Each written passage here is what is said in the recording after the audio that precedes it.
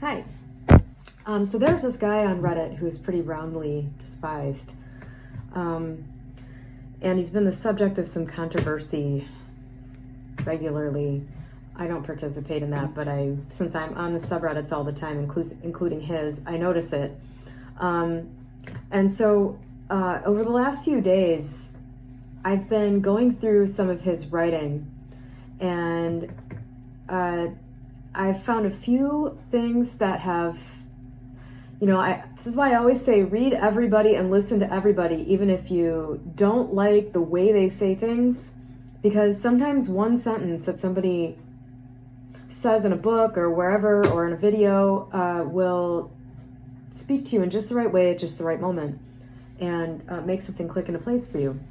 And so this guy's interesting in that his approach to this entire thing is very specific. Like, he's very anti going general with things.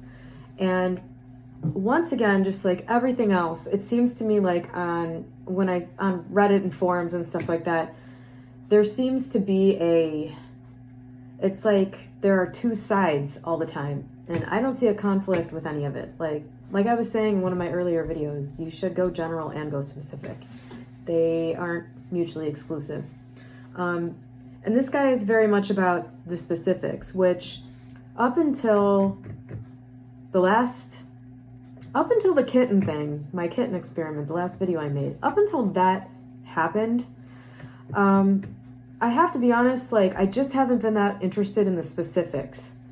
I'm just way more interested in my overall self-concept and sort of gauging where I'm at based on the reflection from the outer, because that's, for me, is the only barometer you ever need. Is just how's your world? How's everything looking? How are your circumstances? Because they'll just reflect back to you naturally. You don't have to think about it or dwell on it or anything like that.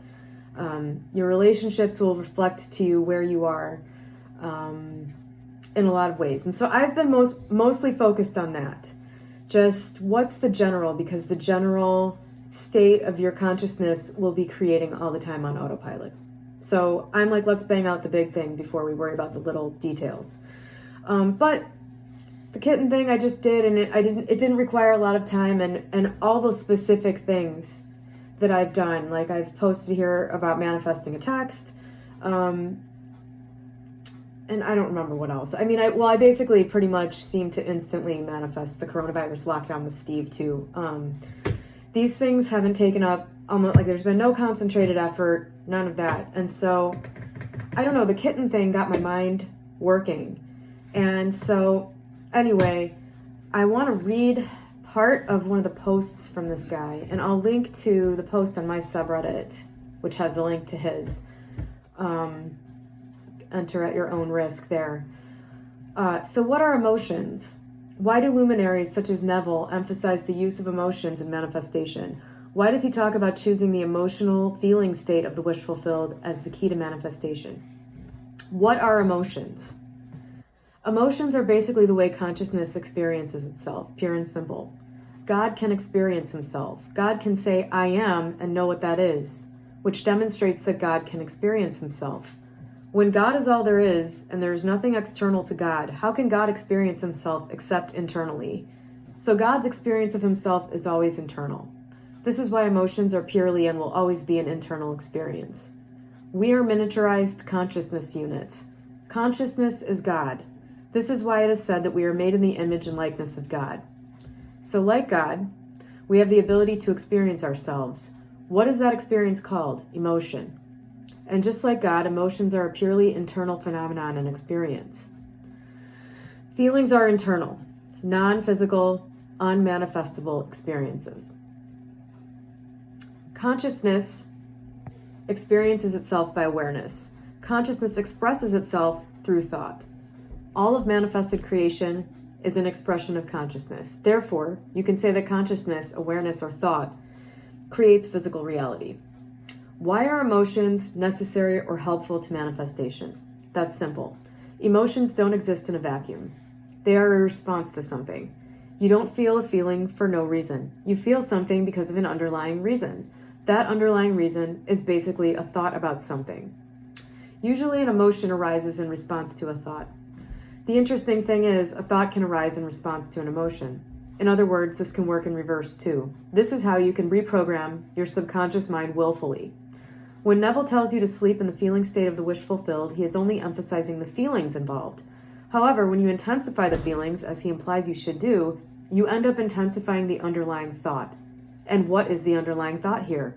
I've already received my miracle. And why do you need to intensify that thought, even though we have now seen that a mere single thought alone is enough to create any version of physical reality? In this universe, you are only limited to experiencing one physical reality at one time. This was designed into you. One physical reality only requires one thought. However, we know that we can possess and hold on to hundreds of thoughts, all of them contradicting each other at the same time. To put it simplistically, every thought competes against each other for the right to bring its reality in front of you, and obviously the strongest thought wins. And when you feel emotion, you strengthen the underlying thought. It turns into a belief, which is just an intensive thought, a thought you keep thinking all the time. Strengthen a belief and you get a conviction. Strengthen a conviction and you get a knowing beyond all doubt, usually the point where you stop consciously thinking about something entirely because it is such a part of you. With practice, you can move from making a choice about something you wish to experience to the knowing fairly quickly and without much effort. It does get easier with practice. This is called true faith. Dominant mental thoughts create personal, physical reality, and emotions can be used to intensify those thoughts. One final reason why Neville talks about feelings, which as you now know is his strategy to intensify your underlying subconscious thought. Feelings are easy to generate. All of us have something called an imagination. You can picture what you choose to see happening in your life. With some practice, you can do this vividly, and vivid pictures of what you desire provoke strong, present moment emotions, and strong emotions intensify the underlying creative thought. Consciousness manifests physical reality by using itself as building blocks. One of those building blocks is called thought. Consciousness experiences itself internally through emotions. Emotions are internal experiences, not external reality. And so emotions can never create anything, only thoughts can. So this post really spoke to me for a few reasons. One, I'm always talking about beliefs on this channel, and it was interesting to me to see the separation. We know that beliefs are caused by thoughts. That is why you can look at your beliefs and think your way out of them, which is what I'm always kind of preaching to do.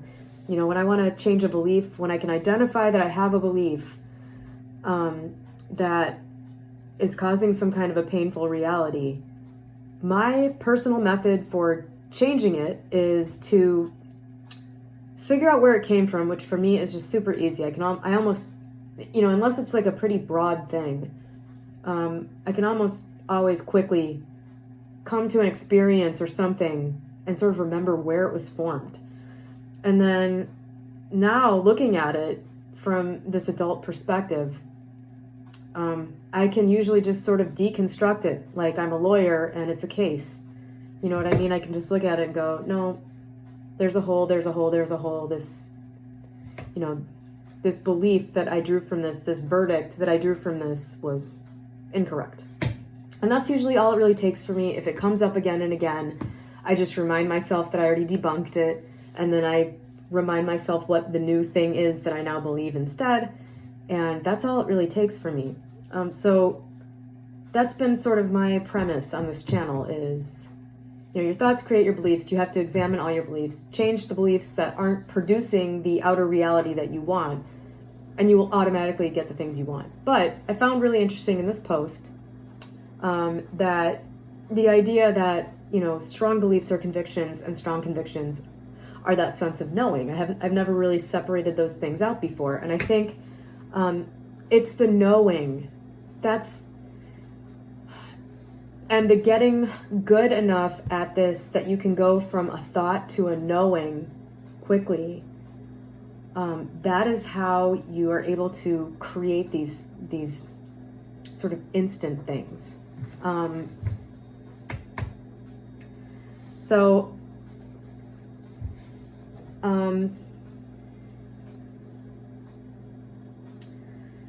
the one thing that I wanted to add to this is that while this is kind of a scientific approach to things, the one thing that we can't really control and that isn't scientific about this is what happens in between getting the knowing and getting the reality. That I think is something that the people in this guy's camp are missing, because many of the people that break this down into this scientific sort of formula miss the part where you have to be a certain type of person to have certain manifestations.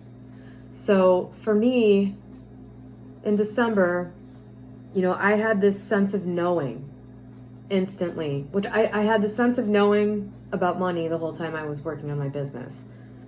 So I know what that feels like. You just know what's going to happen, just like you know that the sky is blue. And I got that instantly in December about this whole relationship area of my life. But, for those that denigrate the idea of having to improve your self-concept in order to manifest things, you're not wrong.